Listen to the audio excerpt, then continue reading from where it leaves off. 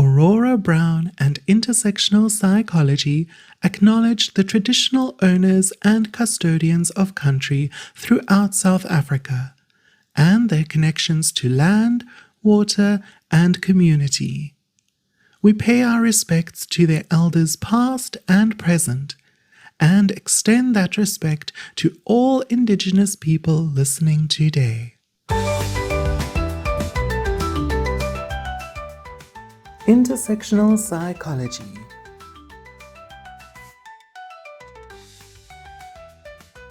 Intersectional Scenes, Episode 5.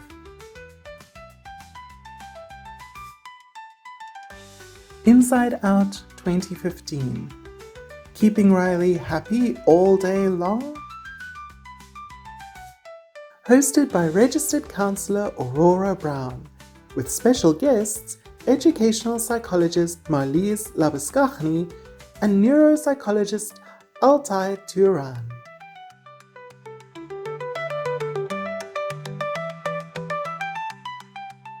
Hello and welcome back to Intersectional Psychology, a podcast that explores psychology's role in promoting social justice. I'm your host, Aurora Brown.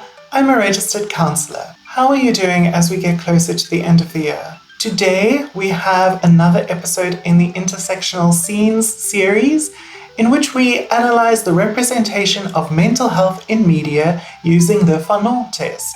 In this episode, we are covering the 2015 Disney Pixar animated film Inside Out. And I have not one, but two fantastic guests to help me analyze the film. This podcast is made possible by and with your support.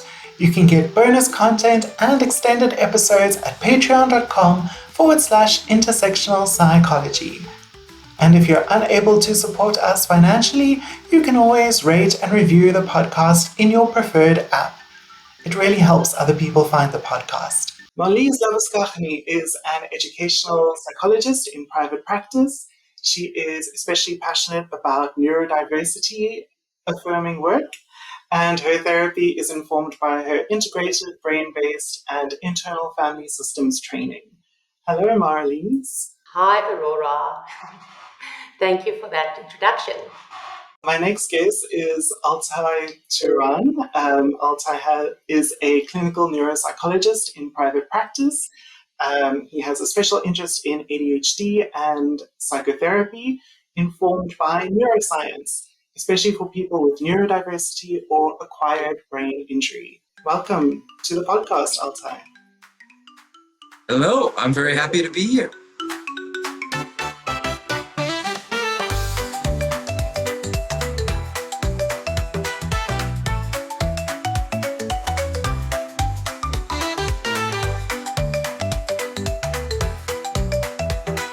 All right, so let's start with, what is your relationship with Inside Out?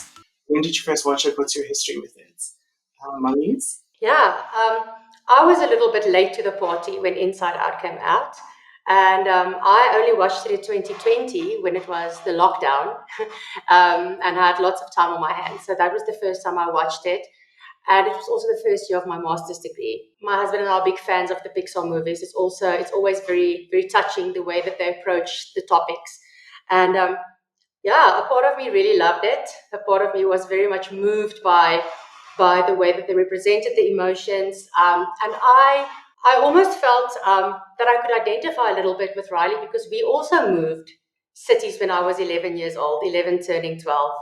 So I very much could feel and understand some of the emotional challenges that she was dealing with. And also I was a grade 3 and a grade 1 teacher before I started with my psychology journey. So looking at the movie from the perspective of the little ones and the emotions developing, I enjoyed that. But I also had a part that was a little bit uncomfortable because the lens with which Riley's experience was presented was very much as if it is generalization. And I also knew from experience that for many of my learners who were very rural, living in rural areas, that would not be their experience and that would not be how the emotions are developing and how they are experiencing their challenges and the systems within which they function. But yes, big fan of Inside Out, especially in the internal family systems work. yeah, the second one also loved both of the movies. Yeah, like the family in Inside Out is very much a stereotypical ideal nuclear family, which is not the Yes. case for, I think, many families in South Africa and even around the world. And obviously, there are cultural differences as well. Altay, what's your history with Inside Out? Not much, I'm afraid. I haven't even seen the sequel, but I have seen the first one. Thank goodness. And it's interesting because I watched it before I had any interest in becoming a clinician. And the truth is, I was very triggered by it because I hadn't been in psychotherapy. So watching a movie that was all about seeing a little child, what are the emotions going on in his head, I remember being like, I don't want to watch this. It's stirring things up. It's making me think about stuff I don't want to think about. And it's very interesting because I never reflected on the movie as a, how do I put it, as like a symbol of how it is that people think about emotions, or rather how, what are the stories that are seen as the most compelling or the way in which we represent emotions. I mean, I was thinking about the caricatures of the emotions, right? I mean, it's not happiness, it's joy. Why joy? The choice to portray them, the gendered portrayals of the characters are also quite striking. I remember, I would say I enjoy the movie, and I think it's very interesting. But I also think there's a lot to discuss and a lot to talk about. Absolutely. I'm looking forward to unpacking it all. I think I'm pretty sure I saw this film at the cinema when it came out. Like, it's very much the kind of thing that I would go and watch. I know that every time I've watched it, it's made me cry, but I don't have like a specific memory of the first time that I watched it. But yeah, Marlize, so we moved from an irrigation scheme on the Eastern Cape to, the West Coast of Cape Town when I was 6 years old, not 11, but 6. And that, they like the little visual of their journey across the United States was very triggering for me because I remember like when we moved, like we came from an irrigation scheme, which was literally the whole job of the little village was to produce water for the neighboring farms. And so it was very like lush and green. And the year that we came to Cape Town was like going through a drought. And it's like family law that as we were driving into the area where we now live, I like looked out the window and I was like, we're moving to the desert. And I was horrified. So yeah, watching them drive through the desert was triggering for me. But yeah, I love the movie. Okay, so now we'll head into the recap.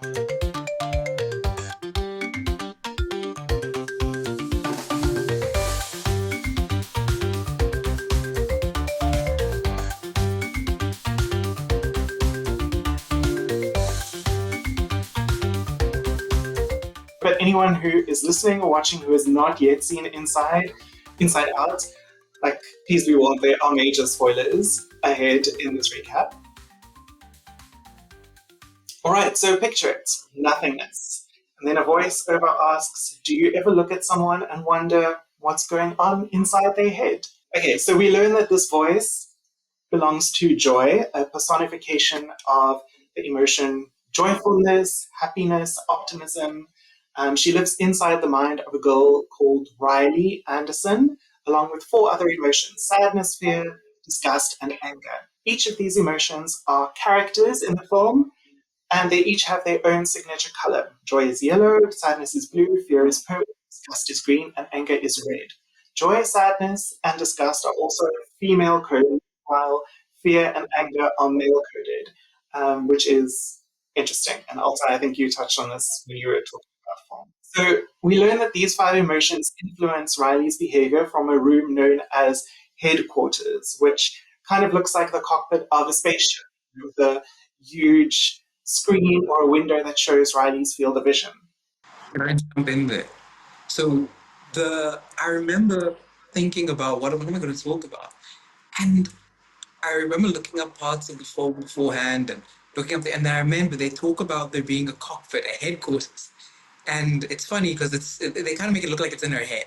right? It's the headquarters for the emotions, right? Just cute, it's a little joke. But what I found interesting about that is the choice to represent these emotions as if they are separate characters that influence how things go on, and they're pressing different buttons, right?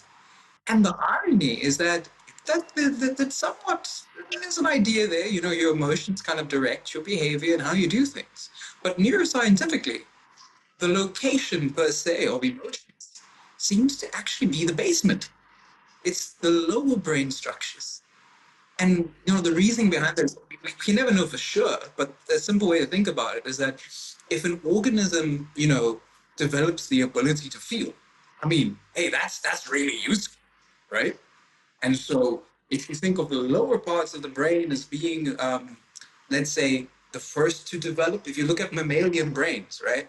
Almost all mammals have the same, relatively similar, like lower brain structures. Cows, rats, dogs, probably dolphins too. And there's this idea that at some point we all develop these very basic ideas of how to feel in relation to the world and how we feel in relation to the world. And it starts at the bottom and kind of rises up to the top. And the top tries to go, oh, well, we're getting signals from the bottom. What should we do about it? And I thought, I don't know if I understand why, trying to make a neuroscientifically accurate model of the brain for an animation is a bit of a challenge. I'm not sure I like the idea of there being a headquarters of the emotions at the top directing things. I kind of wonder what it would be like if the emotions were sending signals up to the top, kind of panicking, like, okay, we need them to do something like this. And they don't know what's going on because the boss at the top just does something that may or may not be in line with what they're doing. It's an interesting idea I just had. So we learn that these 5 emotions, okay, they're in headquarters, and each of the emotions serves a particular function. Joy wants to keep Riley happy, fear keeps Riley safe, disgust helps Riley avoid physical and social poison, and anger makes sure Riley is treated fairly. But at the start of the film, our narrator, Joy, isn't really sure what sadness's function is. Joy feels very uncomfortable around sadness. She tries to limit sadness's influence, perceiving her as an unnecessary burden on Riley. So Riley is a generally happy child, so Joy is positioned as the leader of the emotions. But we see later that sadness is the lead emotion in her mom's headquarters, and anger is the lead emotion in her dad's headquarters. So Riley's experiences are recorded as memories that are contained in shining orbs. Each orb is tinged with a color of the prevailing emotion in the memory. So, for example, quote unquote, happy memories are stored in orbs the yellow color of joy.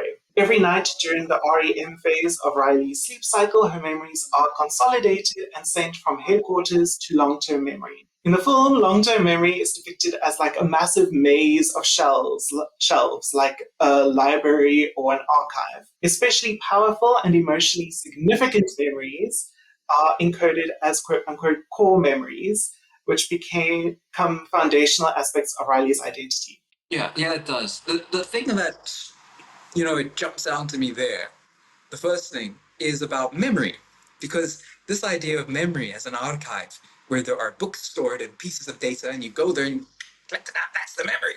It's a very useful model of memory, right? And that's the important thing. Like our colleague Marlize has explained, it's wonderful to have our metaphorical systems to describe it. Even neuroscience is told it's just one kind of metaphor for all these very messy and complex and exciting things. This idea of memory being something that is stored in a little cupboard, kind of, and bring it out and it's there, I do not enjoy it. No, because every time we recall a memory, it changes. We change it, and it depends on the state that we're in when we recall it. And even just the act of recalling it, we're making links to other experiences that are salient to that moment. And yeah, a memory is not self-contained in an orb. Is that what you were saying? Yeah, that's what I was going to go to. There's this beautiful quote by, I can't remember his name, how embarrassing, but it's the idea that the senses deform the world and the mind forms it. And every act of every act of every act of memory is an act of creation, is a recreation of a moment. And I mean, that model, that makes a lot more sense to me. There's also research about how when certain people recall certain memories, you can see different parts of the brain lighting up to influence it. It kind of relates to how, when people smell a certain thing, oh yeah, that's my mom's cooking. Oh, and if they're far away, oh, I miss my mom. Maybe they hate their mom. They're like, oh, fuck, I'm thinking of her again. Right? Like, emotions are constantly recreated in different ways and exciting, interesting. But a self-contained, isolated memory, ooh, not sure I can gel with that one. And the other thing is there is like, what about unconscious memory? What about the memories we don't know we have, right? No neuroscientist, I think, would take issue with the idea that there are memories that we use to think about the world that we don't consciously declare. I mean, for anyone listening, can you remember someone teaching you how to, for example, how to put on a shirt, how to put on a shoe, a sock? I mean, you're not born with the knowledge of putting on shirts. I mean, we're born with certain kinds of instinctual drives and how to do stuff. I don't think it involved, putting clothes on. Yet we act on that memory. So that brings up like the topic of implicit and explicit memory, and like what they cover in what they call memory in the film is only explicit memory. They're like episodic memory that we have stored. And implicit memory is all of those, speaking and moving and all of those like things that we recall without even, being conscious of it. Sorry, what I found interesting as you go around that was how they represented the subconscious as this very dark place. And the only thing that is found in the subconscious is Riley's fears. And with you mentioning now about these experiences and these memories that we don't know where they come from. Maybe a better representation would have been, maybe there in the shadows, the subconscious memories, the things that we don't remember, but that played a role in who we are and in our development. Mm-hmm. I mean, I think what also could be a useful articulation of that is that, the idea of what we call memories that we can declare and non-declarative memory. There are people who get brain injuries that actually dissociate them. There are people who struggle with accessing their declarative memories, but their non-declarative are fine. So we had I was mentioning these core memories, and they fuel the fire floating islands of Riley's personality. And far below the bridges linking headquarters to the islands of personality is a deep, dark canyon known as the memory dump, which is where forgotten memories are discarded and fade to non-existence. Now, at the age of 11, that's all basically like the setup. Now we're getting to the actual plot. At the age of 11, Riley and her mom and dad moved from Minnesota to San Francisco for her dad's new job. So when Riley starts at her new school, she's like already feeling shooketh. There's a lot of change and difference that is making her dysregulated. When her teacher asks her to stand up and tell the class a bit about herself, we see the internal process as Riley recalls happy memories of her life in Minnesota. But sadness reaches out and touches these memory orbs, changing their color from Joy's yellow to her own blue, which is like that memory reconsolidation that we were talking about just now. And Riley starts crying in front of her class, which creates her first ever blue or sad core memory. So all the emotions in headquarters start panicking. Joy wants to dispose of the sad core memory using a pneumatic tube, but sadness tries to wrestle it away from her. They knock the other core memories loose, which disables Riley's islands of personality. Joy, sadness, and the core memories are sucked out of headquarters and deposited in the maze of long-term memory. So anger, disgust, and fear are the only emotions left in headquarters, and they try to make new, happy core memories. But instead, because they're not joy, their attempts cause Riley to argue with her parents and withdraw from them. As a result, her islands of personality begin crumbling and falling into the memory dump one by one. Meanwhile, Joy and Sadness try to get back to headquarters. Joy and Sadness bump into Bing Bong, Riley's imaginary friend from when she was younger. To get to the train of thought, though, they have to make a perilous journey. First, they go through Imagination Land, where the forgetters who saw Riley's memories discard Bing Bong's rocket into the memory dump. Bing Bong is very upset about this, which makes Joy impatient. She disconfirms Bing Bong's feelings and tries to distract him, and this does not help. I experienced joy almost as if she tries so hard to make everyone happy that it's almost as if she brings a bit of toxic positivity to the situation. Every time, so when they move to the new house and all the other emotions are confused, she tries to show them, I'm going to take charge of the situation, I'm going to fix things up, and then she addresses them as team happy. So every time she comes and she tries to, and even though the intention seems to be to make everyone happy, it's obvious that she's uncomfortable and her discomfort is causing this toxic positivity and really not solving any of the issues. No, exactly. And she definitely sees herself as the most important emotion. I mean, And she's that also the everything teller of the else is story. It's from her perspective, so she's got a little bit of main character syndrome. 100%. Yeah. I also find you know, the idea that like there's one central emotion in charge of stuff. You know, I it's a great way to try and tell a story about it. But it's interesting the kind of story that gets told. It's kind of like a hero's journey. There's something to save. Oh no, a memory has gone into the thing. Now I must get on the train and I've got to go through a journey and find something. Also, a train has stops. It doesn't, it goes on schedule. It needs to go on schedule. There's someone who conducts it and drives it, right? When if memory, if anything, is more like a terribly murky ocean that sometimes becomes a mountain and sometimes it becomes one thing or another. It's so undirect. It's like you can direct it sometimes to form something somewhere or somewhen, perhaps. But it's much more miasmic. It's very hard to get a grip on, right? But the ideas about how it's like the main thing we want to do is be happy, right? It feels like Joy is a very anxious person, you know? They've got a lot of Actually, like yeah. anxiety, yeah, about trying to sort things out. Let's keep everything happy.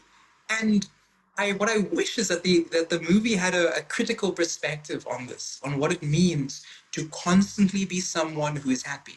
It comes in a little bit towards the end about the importance, like why is sadness important? But the worry that I have about a child or someone watching this movie, and it really is quite a tearjerker at points, right? The idea that our emotions are these discrete characters coming from very like they never come together into one entity. You know, I brought it up in the icebreaker earlier, but there's this guy Jaap Panksepp, those listening, and they were I think they're Estonian, a very famous affective neuroscience. He was an effective neuroscientist too, but affect refers to emotion in psychology, listeners. So he basically tried to say, look, if I stimulate the brain circuitry of mammals, I seem to elicit particular emotional responses when I go across certain circuits. And he identified 7 separate ones. And maybe at some juncture we can go through all of them. But as an example of what I mean here, one of the circuits seems, and he calls them basic emotions. One of them he called rage. He spells it in capital letters to distinguish between the description rage and his neuroscientific rage. But the idea was that when that circuit gets fired up, the animal's teeth bares, the blood starts pumping, veins start popping, and it wants to bite and destroy something, right? Get rid of the thing that is affecting my ability to satisfy my desires. I need to do something and I can't do it. What do? I destroy the thing that's trying to prevent me from meeting my need. But what Yeah. happens when you can't destroy that thing? What happens when it's not okay to feel that anger towards that thing? Well, the idea is that anger then becomes inwardly directed and it becomes shame. Shame and guilt is inwardly directed rage. Inwardly directed, I can't solve that problem. I can't fix it. And it's experienced, oh no, it's because of me that I can't do this. And now I feel a bit shit about myself and I'm going to be a bit angry with myself. Yeah. And I wish that there were more stories that try to give a malleability to our emotions, because the emotions, they feel valenced. Like, joy is a good emotion.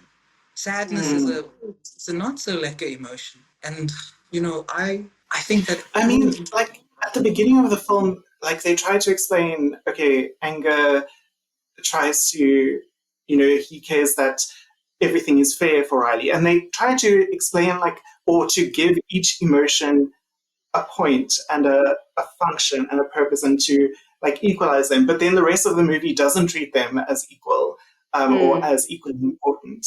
And the second film, I watched it just out of interest when I was preparing for this episode, but it was the first time that I'd watched it. And they do add more characters, like more emotions, but it's also, yeah, I think these films really, they start the conversation for children, but we need to have the skills to be able to continue those conversations and to bring in that, those nuances that Altay is talking about. Okay, so Bing Bong is sad. Yes. Sorry, does someone else want to say something? the in the same way that Marlize is a family, you said you really enjoy family systems therapy. I operate from something called, it sounds complicated, like all things psychological, psychodynamic psychology. Psycho, mind, soul, right? That's what psyche means. Dynamic, the ebb and flow of things. I try to work from a perspective that says, I have a model of the mind, and I try to understand its dynamics. And there's really just three things. First one, I made a note because I knew I would get nervous. We're not a blank slate. We're born with a set of innate needs. And, concepts, ideas were like those innate needs. Those are expressed and felt as those emotional circuits, those things that we feel them, right?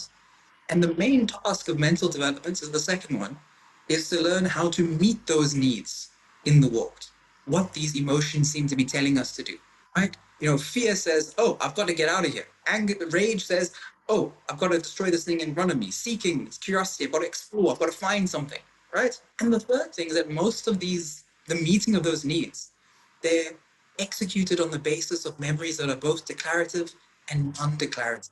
And in fact, it's mainly the non-declarative. It's mainly the things that we're not aware of, or rather we are aware of them only at the tip of the iceberg, so to speak. And no neuroscientist, I think, would take issue with any of those claims. But the model of the mind in this movie is one rather where emotions, rather than being something that pushes us to do something and then somewhere we try to compromise between their demands, it's one where one emotion dominates everything and says, we're going to do this, this, and this. Maybe that's what some mental disorders look like. I'm not sure. Where one emotion perhaps takes primacy over the others. That's an interesting perspective. Yeah, Where it's like absolutely. only able to meet one desire, right? Not to diagnose Riley with anything yet. But Not yet. yeah, we'll see when this comes up later. So Bing Bong is feeling sad. Sadness sits down next to Bing Bong, listens to him, empathizes with him, and allows him to feel his feelings, which makes him feel better and ready to go on. And this amazes Joy. And for the first time, she realizes that sadness might actually have a purpose after all, even if she doesn't really understand how it works yet. So they continue towards the train of thought, now crossing the new space of abstract thought, which is still under construction. Joy, Sadness, and Bing Bong finally make it to the train. Yeah, abstract thought is also not a specific region in the brain. No. But No. it is, like, it's not something that I knew anything about before, and I'm sure, Altay, you do know more, and Marlize, you as well. But I looked it up for this specifically, and they do say that abstract thought kind of starts developing around 10 or 11. So I think That's the why way it's that under they depicted construction. this area, sorry, That's why it's still under construction. exactly, yes. So their depiction of it is quite good. Back in headquarters, anger convinces disgust and fear that Riley will be happy again if she goes back to the place where she was happy. This idea is depicted as a light bulb that anger screws into the HQ console, which leads Riley to decide to run away to Minnesota the next day. Meanwhile, in long-term memory, just as the train of thought gets to an island of personality, the island collapses along with a bridge linking it to headquarters. And this also derails the train. So Joy tries to ride a recall tube back to headquarters with a bag of core memories. But the ground below the tube collapses. Something that I found very interesting, Aurora, I don't know if you noticed that, was that it seems as if the islands fell apart every time after anger made the final decision. I'm wondering around the message that sends, that anger is not good, anger is not healthy, anger is not a constructive emotion. So it's almost as if it's expected, and not only in the movie, I think it's something we see in society, it's expected of us to be happy. We have to be happy. We're not allowed to feel anything.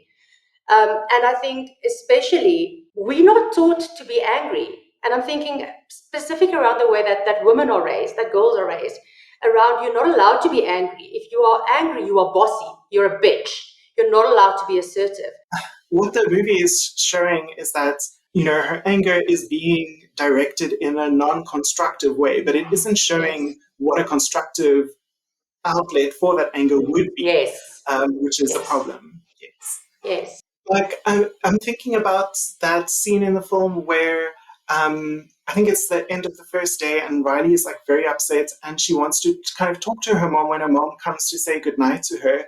But just before Riley could say that, her mom is like, through all of this, you remained a happy girl. And Yes. that So much makes pressure. Riley So much flippin' yes. pressure. Like, I mean, her parents are not bad parents, but that was an unfair expectation for her mom to put on her, to be this happy girl, to make things easier for her parents. It's a responsibility that's not age appropriate. It's not her responsibility to keep the family positive and together.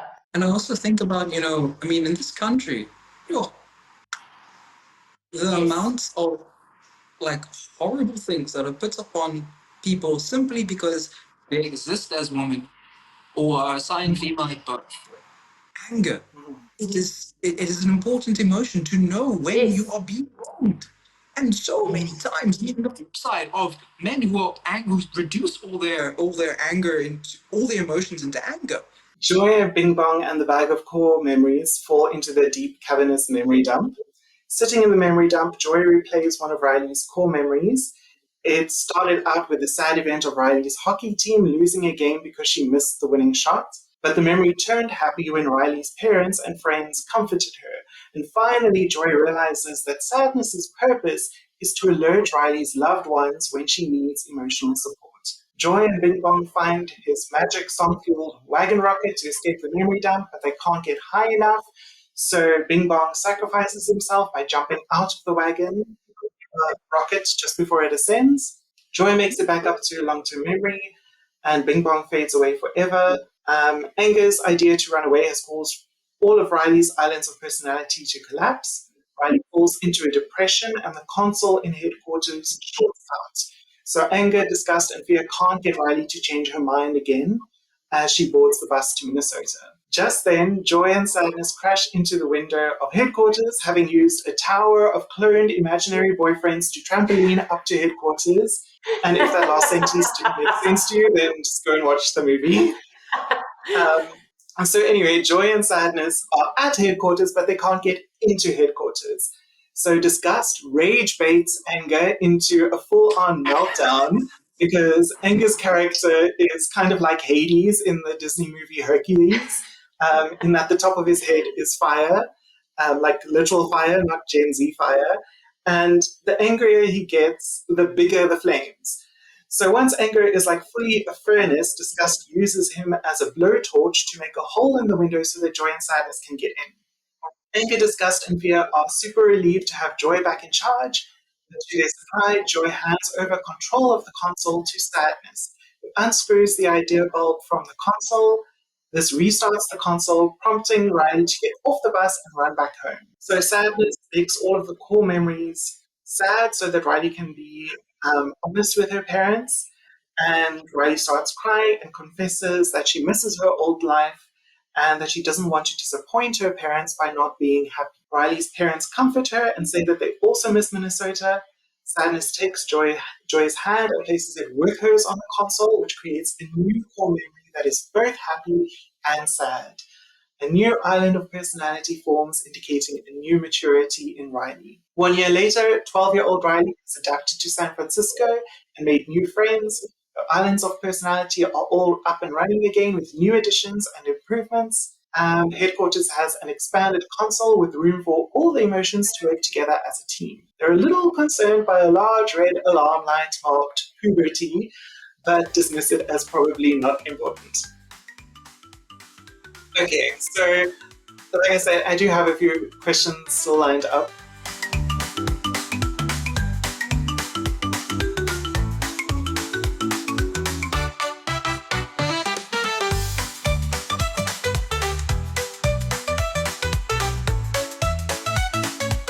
We've covered a lot already. What are your initial thoughts?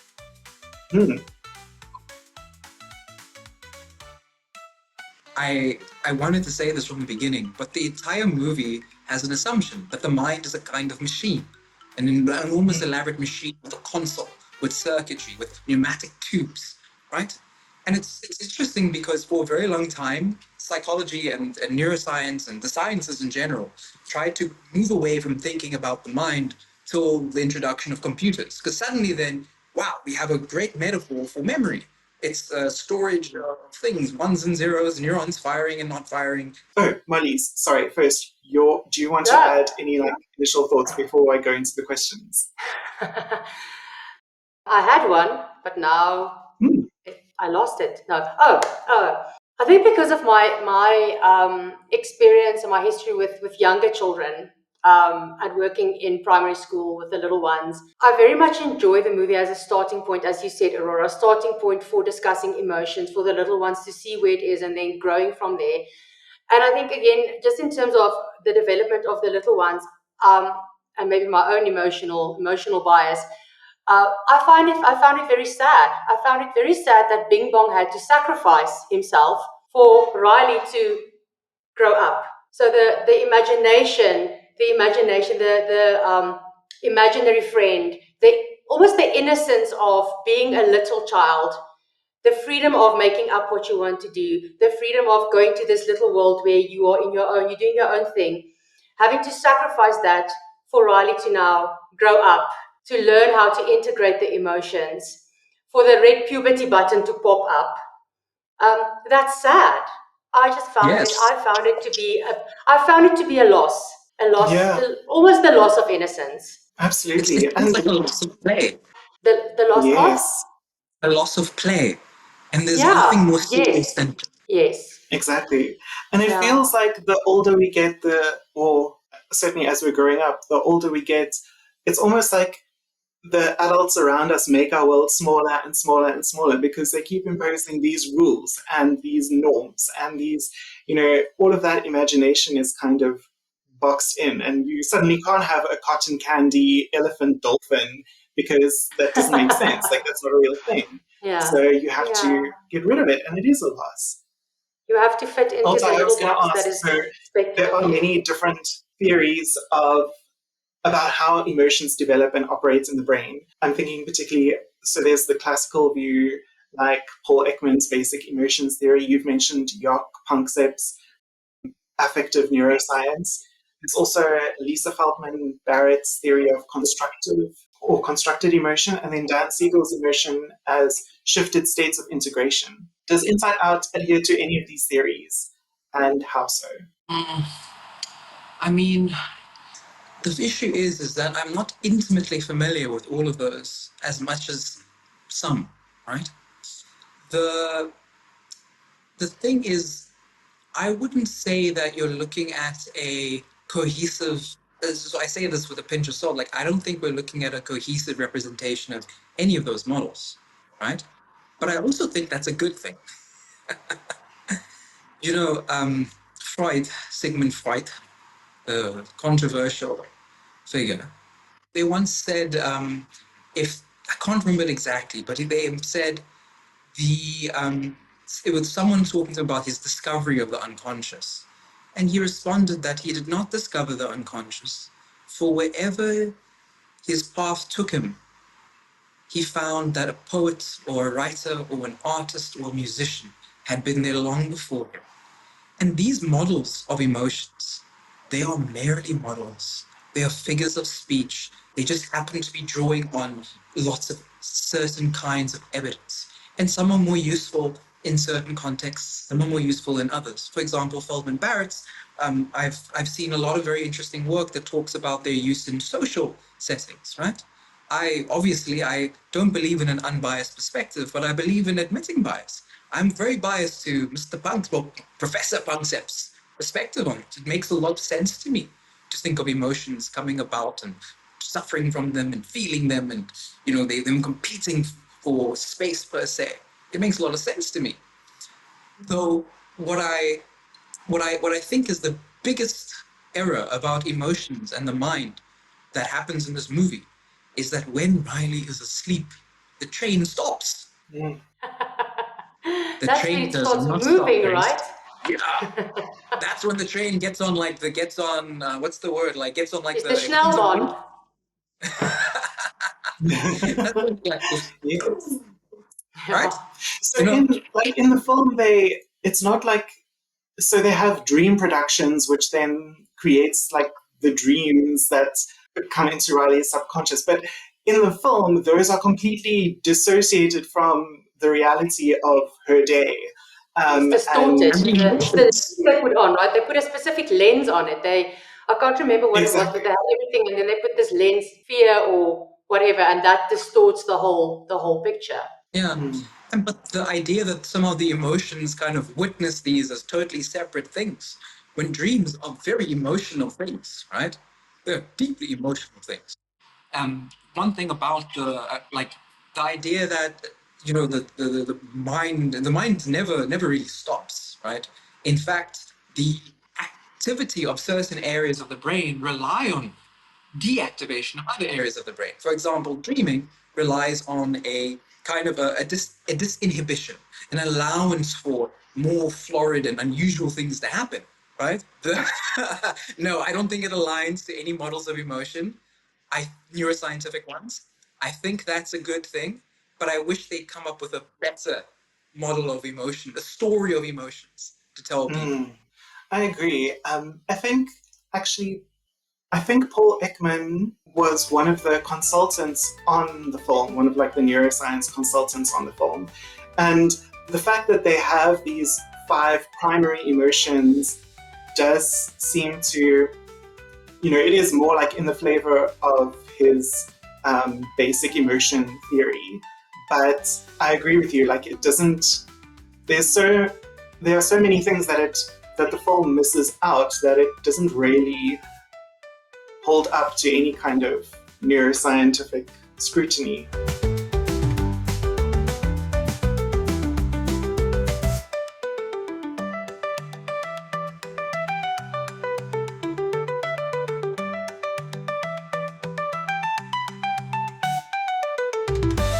Marlize, there are also many different models of child development and developmental milestones.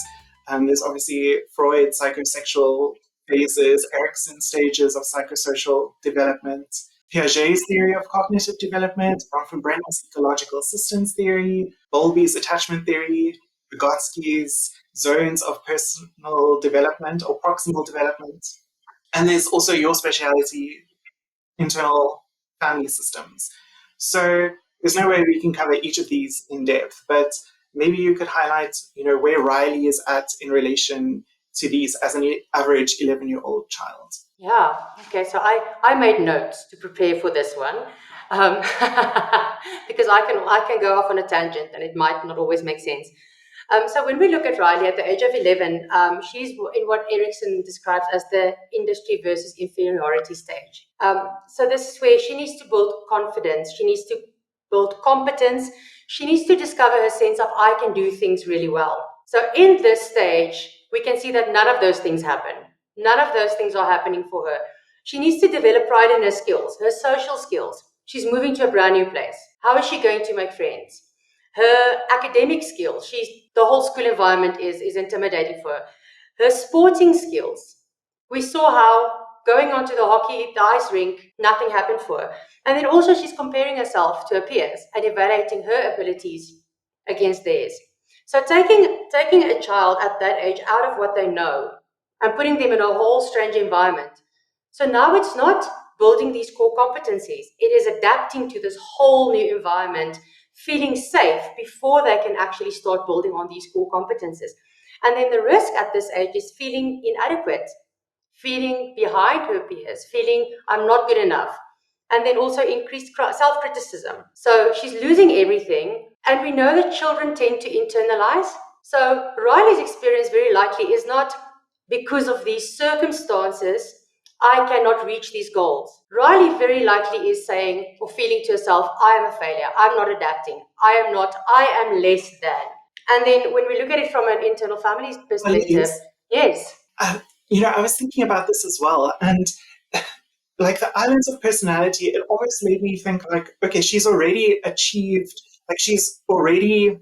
all these competencies in the industry versus inferiority stage, and it's almost like this move, it felt to me almost like it catapulted her into the next stage, which was identity versus role confusion, and now Yeah. all of those competencies that she had have kind of like crumbled away because she's in a new environment and she doesn't know who she is in this environment. She doesn't know where she fits in. She doesn't know like what her role is at school or like. But I mean, that's just Yeah, another perspective. And I think that makes a lot of sense. That makes a lot of sense. I think for me, the way that I look at it is that it's almost as if she regressed in competence because of the new environment. So yeah, both of those make a lot. But I like what you said also. Just who am I? Who am I when I am in this new role? And almost like losing what she had, so she can't really settle and find herself. I was building on what you'd said. I mean, earlier when I talked about the, feelings demand upon the mind to work, personalities, how do I then satisfy those feelings? Her competencies and how I satisfy these things, they're not working like they used to. It's a dissolution of self there. My personality that I've had isn't allowing me to feel these emotions that I'm feeling, right? Her personality had to develop into one that is able to incorporate the sadness that she has. Yeah. Yeah, I'm just looking at my notes now, Aurora, and one of the things when we look at identity versus role confusion is to be able to rely on your peer groups for belonging. So Riley, her peer groups are going on, her peers are going on with their lives back home. New people are joining the hockey team, they're having new experiences. So for Riley, there's no one for her to rely on to help her find her place. And that's a lot of and she tries vulnerability. to run back to those peer Yes. groups that she knows. Yeah, yeah. Because What in was her the mind, next it thing makes that you wanted sense. to say?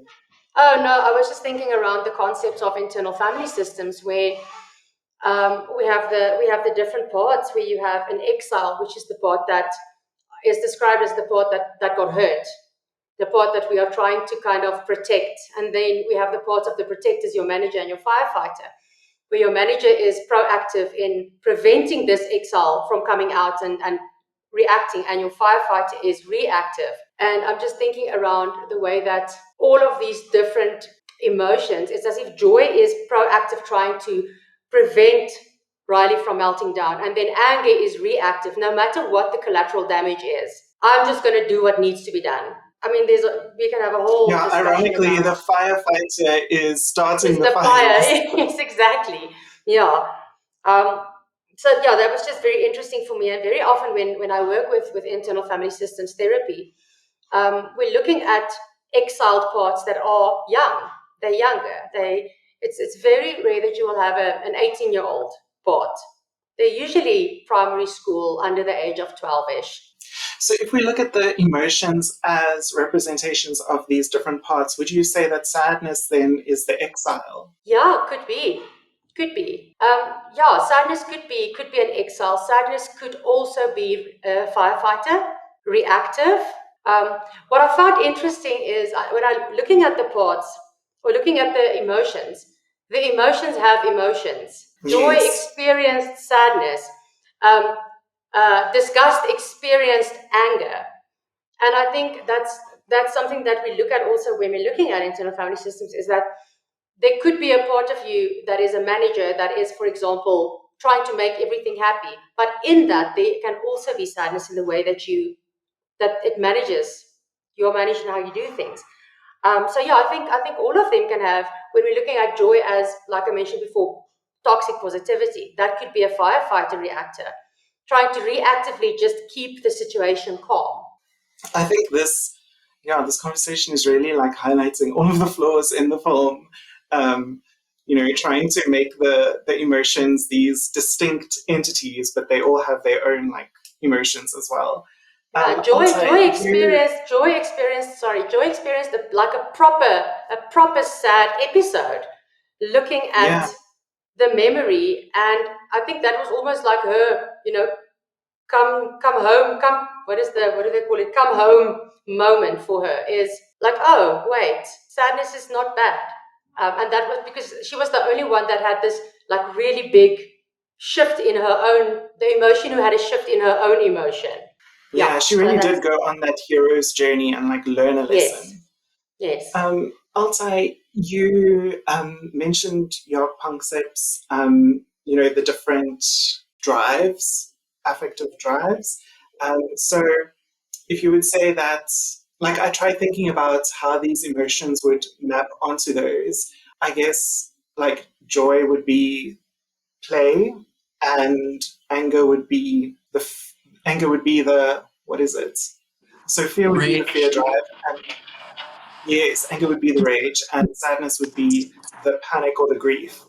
Then where would disgust fit in? So Also this is fear? where it gets very complicated, because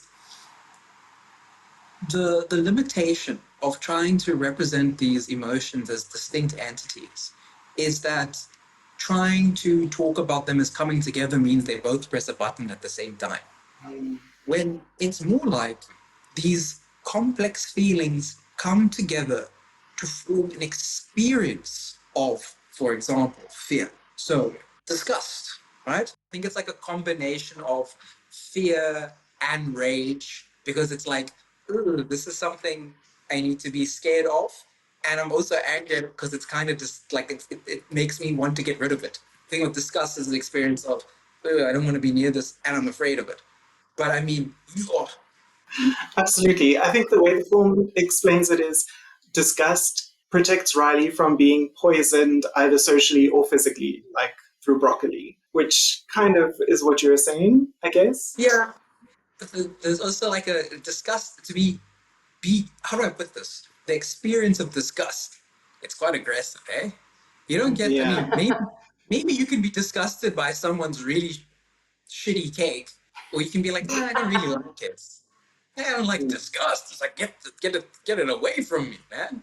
And maybe you care a lot about, I don't know, red velvet cake, and so seeing a shitty red velvet cake disgusts you, right? I mean, but these things are so complicatedly applied into the internal world of people, you know.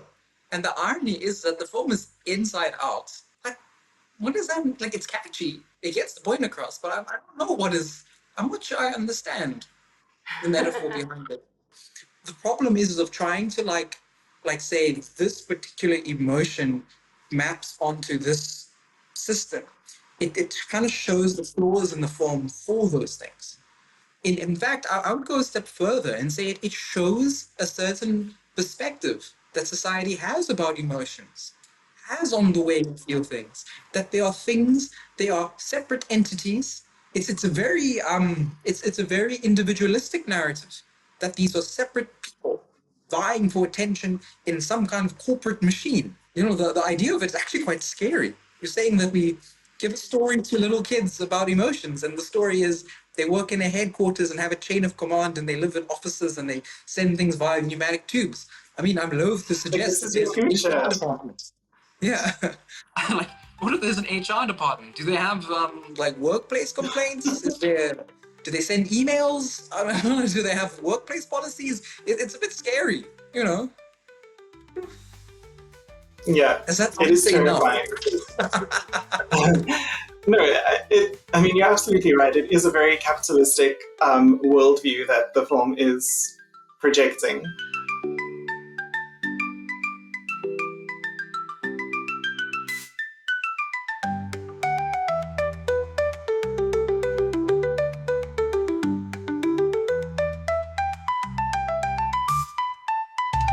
Okay, so now it's time to rate Inside Out on our 5-point Fanon test for mental health representation in media.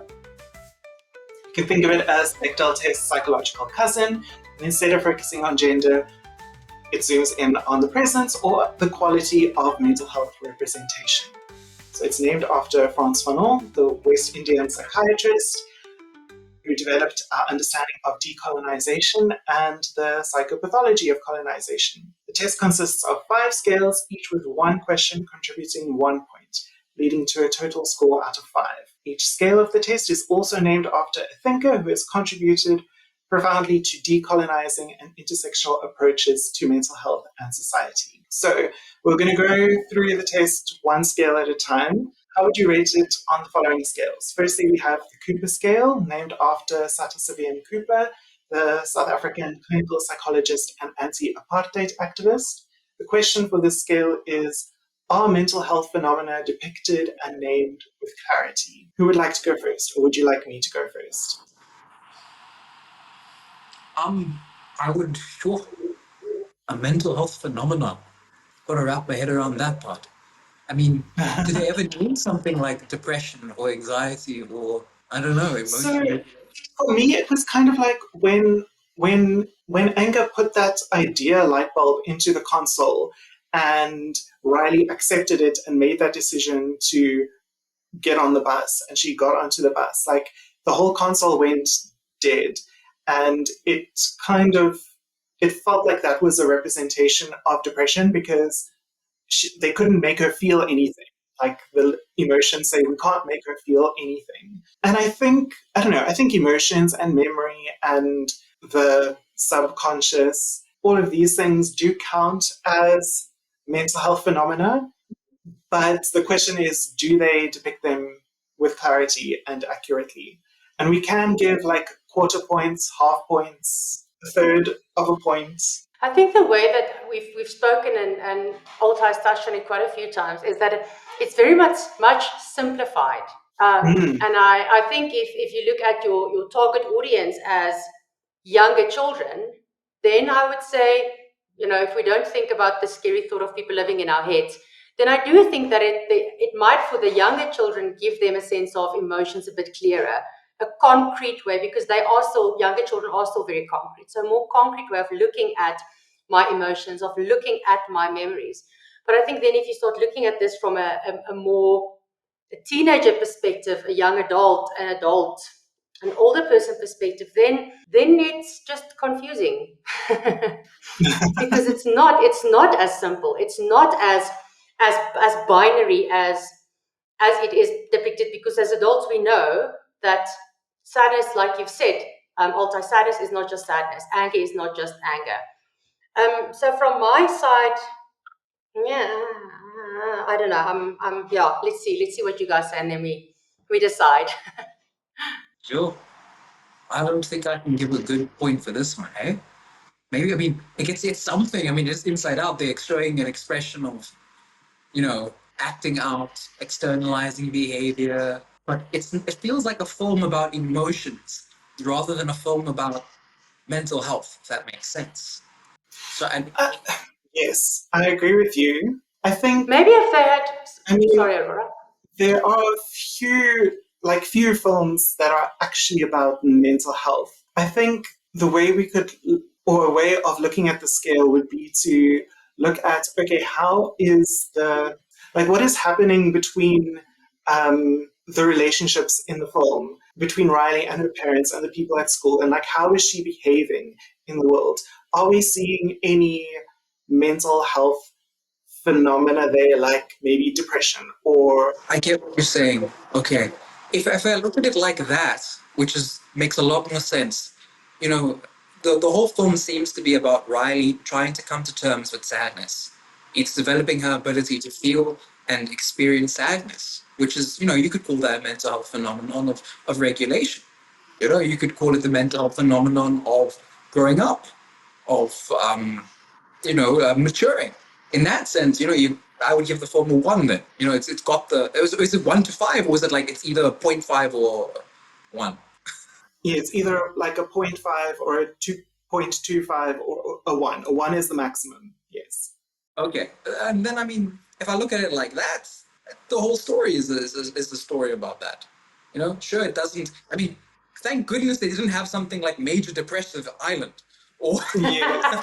that would have been terrible. My goodness. I think you'll enjoy the second one, Altay. I would enjoy to hear your thoughts on Inside Out too, because there are very interesting, more complex emotions there. So let's do another podcast about that one.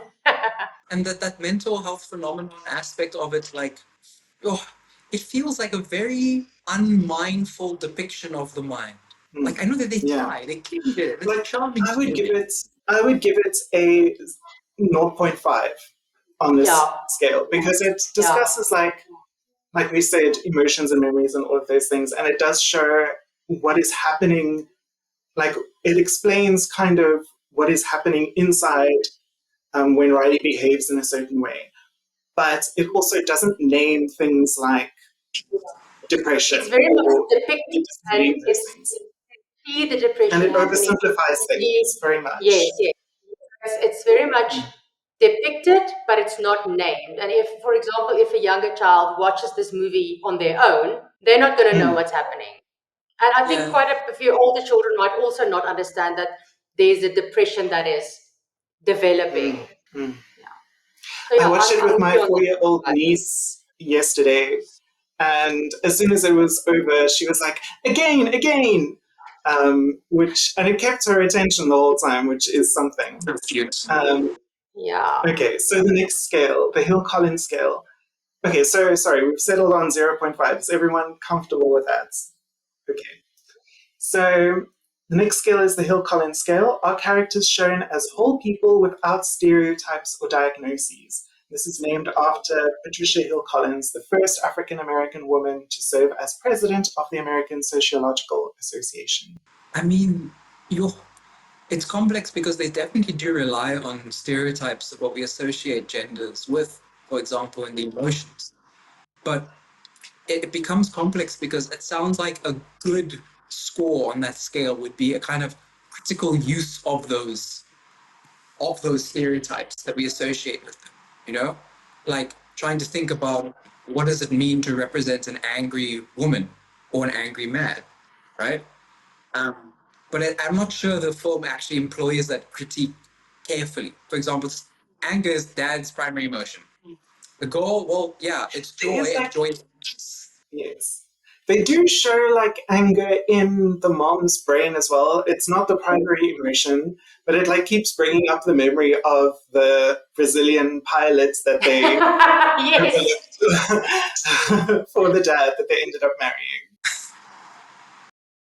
I see Riley as depicted as a bit more multidimensional in the sense that we can see the different emotions, we can see the challenges that she's experiencing, having moved, coming from a secure place to a place of not knowing, a place of new broccoli on pizza, the scary city where she comes from a rural area. So, for the purpose of the movie, Riley for me is depicted as more multidimensional, but I do agree that the emotions themselves are very very stereotyped. Yeah, there's not, and then also But the even family. The family is a very narrow demographic. It's not a very it's very middle class heterosexual nuclear family, able-bodied, neurotypical, economically secure. there's there aren't a lot of challenges in that family that make them outliers on some way or the other. And that for me is very much stereotypical, the way that they represented Riley's family. The dad is always on the phone, he's always busy. Mom is taking her to all of the events and kind of placating her. Yeah. I So mean for Riley, I would even say yes, so, but for the rest, no. yeah. I mean, also you also mentioned how like the primary emotions in the mom and the dad's brain, but even in Riley's own brain, it's anger and fear that are coded as male, and then joy, sadness, and disgust that are coded as female characters. So that is also gendered and stereotyped. And I don't know, maybe it's because and it's interesting that they have that mix of gender in Riley's brain, considering Riley appears, well, yeah, maybe it's because gender is a bit more fluid for younger kids. Like I see the necessity of it in trying to create a character that's going to be coded in one way or another. But it doesn't feel like the movie does it in a particularly critical way.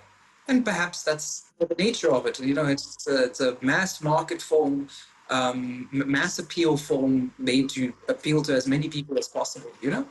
But I have to say, the depiction of anger, when I watch that film, what I worry about is the minds of children who take the message when I act in anger, I'm doing something wrong. And I think about how many, I mean, this country has many reasons for children to be angry, many reasons for children to feel like they have been wrong. And that's that message of, things kind of fall apart when anger, like anger kind of will lead to you not being able to fully like you regret the choices. Parts of your personality will dissolve away. Oof. That's Yeah. Yeah. Yeah. It's not great. no. I hear, like Marlize, I hear what you're saying about Riley being quite a multi-dimensional character, and she isn't a stereotypical girl. Like she's very sporty, athletic, and so maybe we give it a quarter point, 0.25. Is everyone comfortable with that? Okay, so the next scale is the Crenshaw scale. Does the story acknowledge and challenge intersecting systems of power and oppression shaping mental health? This is named after Kimberly Crenshaw, an African American civil rights advocate and critical race theorist who coined the term intersectionality. Oh, that's got to be a 0, surely. Yeah, Yeah. it seems as if Riley's challenges are all depicted as internal. They are. It doesn't seem as if there's any systemic influence except for moving because of dad's job. But And all it's of not the like conflict is internal. Yeah. Exactly. And it's not like they're moving into poverty or, their Yes. socioeconomic status hasn't changed. Yeah, Yeah. so I would also give it a 0. And I mean, the voice cast of the film is also not very diverse. There's one person of color in the main emotion cast. But also, what I found interesting looking at diversity in the classroom, though, diversity in terms of race and gender was a bit more diverse. Like you have a teacher who's a person of color, and you have children in the classroom who are a little bit more diverse. But that was the only place where there was a bit more diversity. Exactly. I noticed that as well. So, the only characters of color in the film are all in secondary or service positions. It's the person, the server at the pizza place, I think Oh was, and the teacher. So they're all in service positions, which is not very critical of it's just reproducing the systems of power and oppression that we see in society. Okay, so the next scale is. I just wanted to bring up there is some. I wonder what conversation I had in the writers' room. Because did you say that the father tells the little girl, "We just want you to be a happy girl"? Does he say something I like think that? the Mom mom says said that, that. yeah. Yeah. The mom says that. Yeah, you can see this memory of the movie is faint in my head, right? Maybe that's a personal projection. Oh my goodness! Wow. Anyways, the idea there, being there is this thing of you want you to be a happy girl, right? There is there's something about gender going on there. The fact that it is all internalizing, right? And it's the mind of a young girl says something. The idea that anger in her mind is represented as something that is so far from her, that is so masculinely coded, he's stocky and not a thin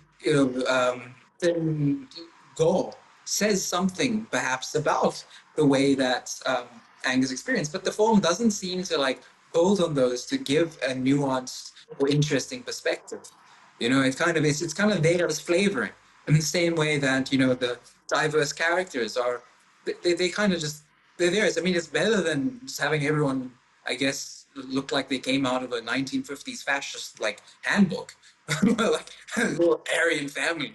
But I mean, it doesn't Exactly. really But do much. you feel like because of who those characters are, you feel like that's the only reason they put them there is because, oh, well, Yeah. we can't just have a white city.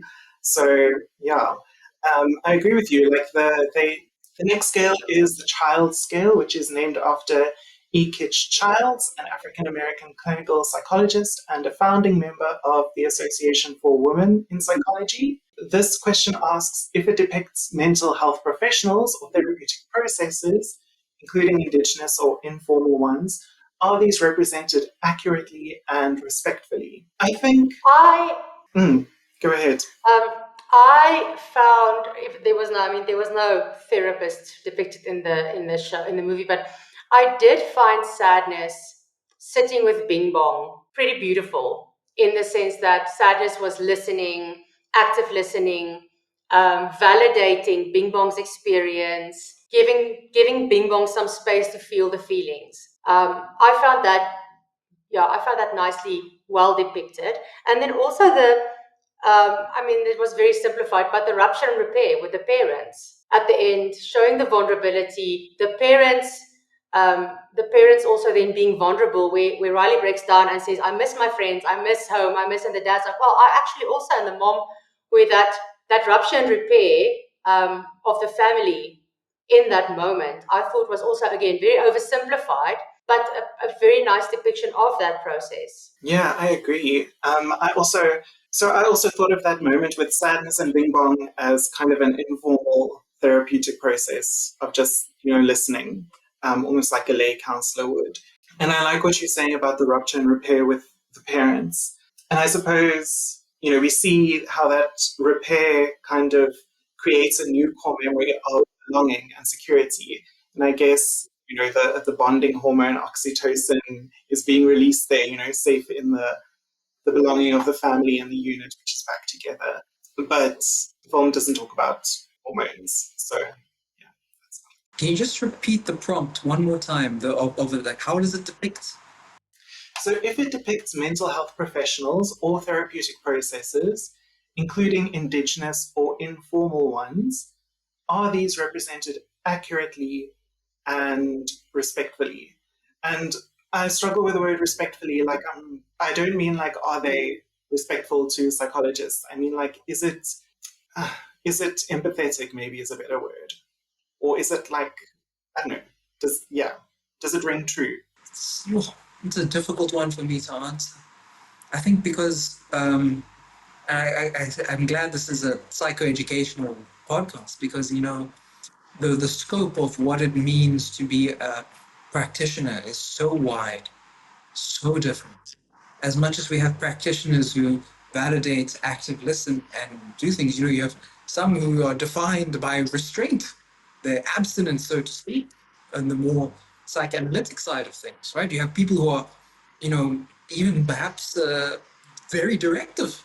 They do less listening than speaking. And it's hard for me to try and like locate that in the form.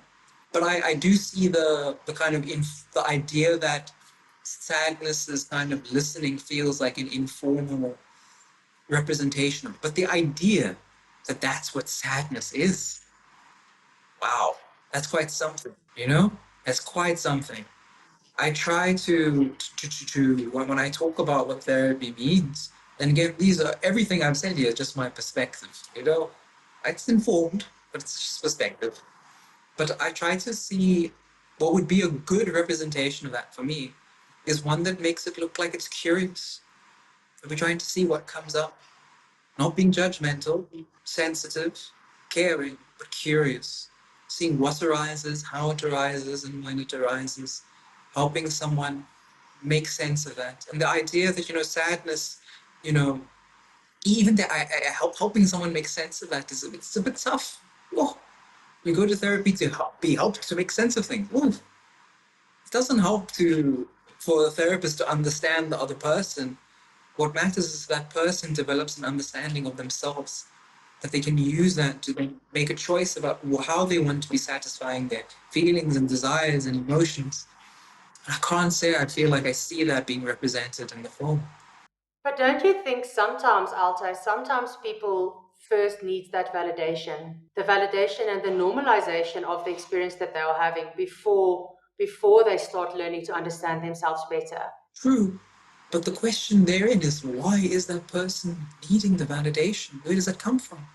And what if these people, maybe they don't need the validation too? I mean, I think it says a lot about our mental health moment per se, that the way we, like, as if there's so much going on in people's lives that that pure act of being validated is therapeutic. It feels like it aids suffering. I mean, that says something, right? Yeah, that says something about the state of the world, to be quite Yeah. honest. Yeah. But what do we give it a score on that? Yeah. Quarter point. Yeah. Okay, so the last scale is the Martin Baró scale, named after Ignacio Martin Baró, a Spanish social psychologist and the founder of liberation psychology. The question is, does the story invite meaningful engagement with ethical issues without reinforcing stigma? I think the film definitely invites meaningful engagement about the necessary function of all emotions. Throughout most of the film, joy kind of exhibits a type of, very rigid positivity that negates the purpose of sadness. And no one really likes to feel sad, even though it brings us a sense of catharsis and hopefully support afterwards. But I do think the film is more like the start of a conversation than a whole conversation in itself. I agree with you. Yeah, it's not it doesn't feel like a reflection on those concepts. The way that sadness at the beginning was kind of being, it seemed as if joy tried to fix sadness and help sadness. But what the movie then did was to remind us that sadness is not a problem that we need to solve. Sadness is more a signal of what is going on inside and something that needs attending to. I think there are a lot of things that we can say about the ethical engagement and the stigma. But I did really like the way that sadness was shown as something to follow rather than suppress. And I think it's Ramdas that says, emotions are neither good nor bad. They just need to be observed. If something pops up, just kind of like, there you are. Let's have a discussion. And for me, that very much is kind of where they go to with sadness in this. It has something to say. And the prompt for this question is, or for this scale, does the story invite meaningful engagement? So is it getting the audience to kind of think about these things afterwards, or is it providing a solution to the question it poses? I would say a little bit, just in terms of the way that sadness is encouraged as a meaningful and a valid emotion and not something to be pushed away. I can see how that could lead to conversations and how we deal as a society with sadness. Is there? And I think about what you said at the beginning of this with regards to it feels like it can get the conversation started about how do we treat sadness, for example. But when we think about where and why do we feel sadness? I mean, they picked a very, I wouldn't, it like, I wonder how well does the film make a person think, how do I react to my feeling of sadness in reality? I would love to see okay, so it's been 10 years since this film came out. I would love to see in another 5 years, how many kids who watched this when they were little are now going into neuroscience and wanting to study neuroscience. I would love to see if it had that kind of impact. Ooh, I wonder, if how many people are bringing up Inside Out in therapy? Yeah, So many, probably. It just clicked now. My first exposure to the film was the core memory meme. I was like, oh, this is a core memory. That's my first exposure to the film. Yeah. So I would give this scale a half a point. How do you feel about that? Makes sense when you think of it as sad. Being able to reckon with sadness is not really. It's very stigmatized. People don't want to be feeling sad. And what you raised earlier, how do we react to our feelings of anger or rage, is also something that needs to be thought about as a society. So if we add all of this up, the score is a 2.5 out of 5. Do you feel like that's too high? Altay, I saw that eyebrow. Made me think like, thank goodness we aren't like going to be like, I've got some film critic friends. I don't know how they feel. I wonder how that's going to be. I'm glad this isn't going on Rotten Tomatoes. Yeah. We'll invite the Inside Out stands we'll invite their rage. Yeah, and this is not a reflection on how much we enjoy the film or how good it is technically. It's about its representation of mental health.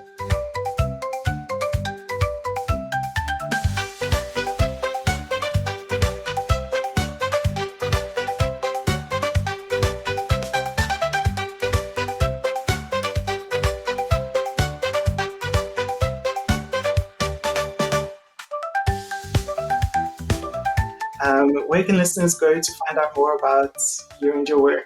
Marlize, should we start with you? At the moment, they can follow my Facebook page, which is Marlize Labuschagne, Educational Psychologist, or our practice page, which is the neurodiversity-affirming.co.za.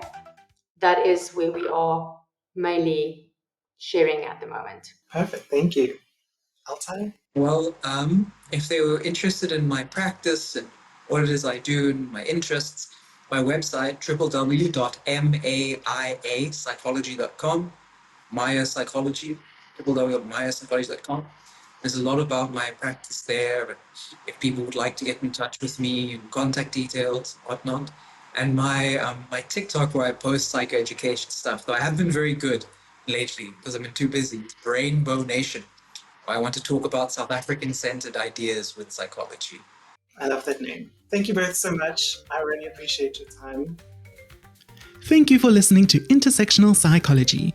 Please follow or subscribe to the podcast to get every episode. If you enjoyed this episode, please rate and review Intersectional Psychology in your preferred app.